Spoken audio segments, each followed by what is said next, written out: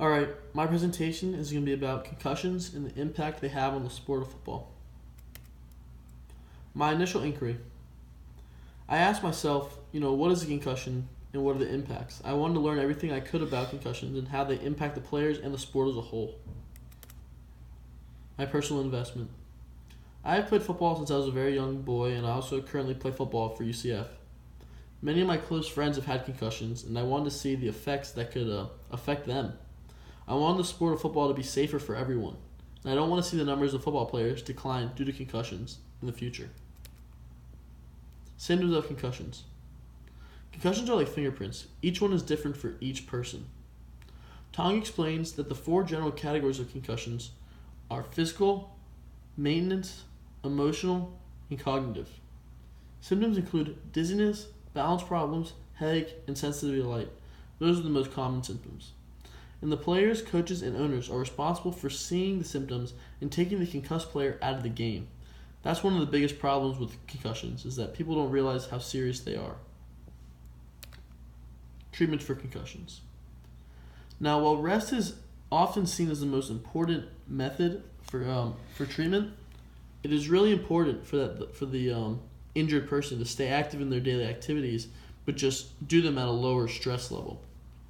Now, one of the most important things is to make sure the brain is fully healed before returning to contact sports.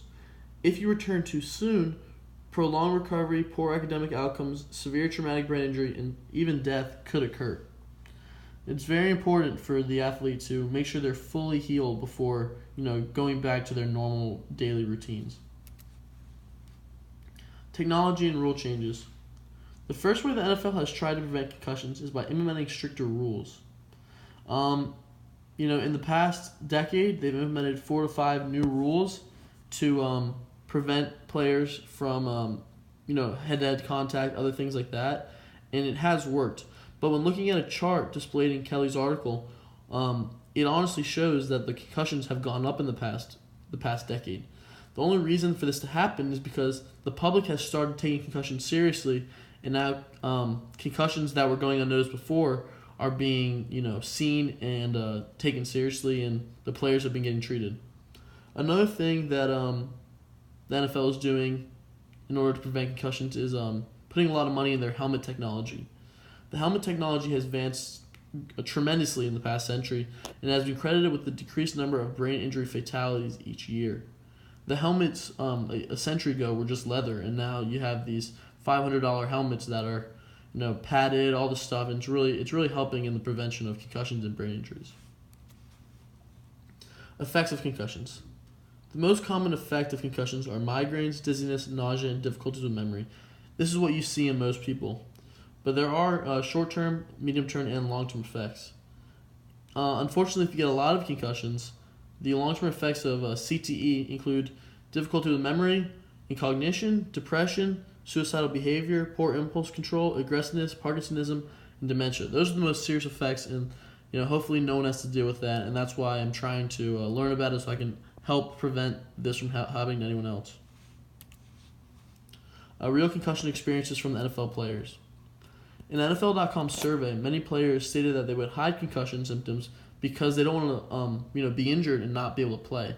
Unfortunately, in the NFL, when a player gets injured, they can be replaced almost instantaneously. So, players will hide the concussion symptoms, go back on the field even though they're injured, and they just get injured worse. But they're trying to save their job, make the money for their family, and get that paycheck. Warren Sapp, a Hall of Fame, football player, agrees with the statement and says that he also has felt that he had a concussion but continued to play to save his career. Looking back, Sapp regrets staying in the game, and he now worries for the long-term effects on his brain. Unfortunately, a lot of players deal with this, and they all stay in the game in order to save their careers. How concussions impact the sport of football.